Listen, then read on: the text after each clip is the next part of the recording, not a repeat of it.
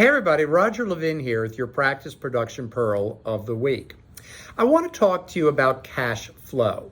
Now, traditionally in dentistry, unlike the rest of the business world, we didn't have to worry too much about cash flow because we always had enough cash flowing in. Most dentists do not analyze their cash flow at all because we have cash flowing in. But we're in an interesting time.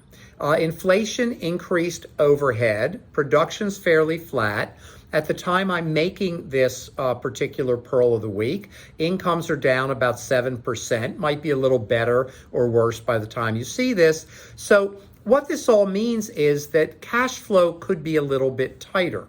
And if you get squeezed a little bit or you have a slight decline, you may even have a cash flow problem. I hope you never have one, but cash flow is really important in business.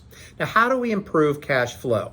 Number one, collect what you produce at the time of the visit. Have money coming in every single day. We don't want to be billing. We want to collect 99% of all money owed to the practice, and we want to collect it within 30 days. Now, if insurance takes 5 weeks, that doesn't worry me because insurance companies, although it's lower reimbursement, and we don't like that at all, but they typically pay their bills as per the contract.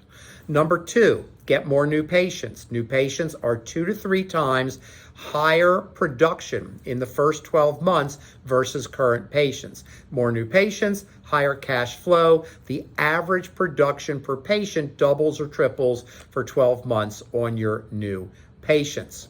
So there's insurance, there's new patients. Increase hygiene production.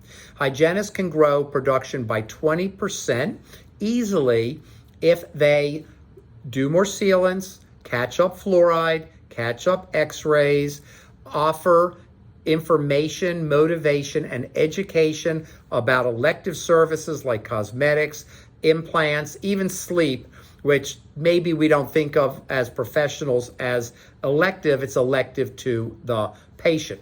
So again, the hygienist is the second largest production center in the practice. We can drive that up easily 20% and make a difference there. Reduce your no-shows. Open chair time kills cash flow. Why? Nobody came in. We're usually not charging them, which is often a bad idea. We need ways to motivate people to understand the value of keeping their appointments. But if our no-shows don't come down to under 2% or even 1%, that's every time that chair's open, that is missing cash flow. So I want you to pay attention to the cash flowing through your practice. How much cash do you want to have in your operating account? You might call it a checking account at all times. What's the minimum? What's the minimum level? Like a river, if it goes below a certain water level, we start to get concerned about drinking water. Well, if our cash flow goes below a certain level, we start to get concerned about handling our expenses. That is a key sign. If it goes below that minimum level, that's a red flag. And I've given you some suggestions in this Pearl to act on that red flag or better prevent it. As always, I wish you increased practice production every year, and I'll see you next week.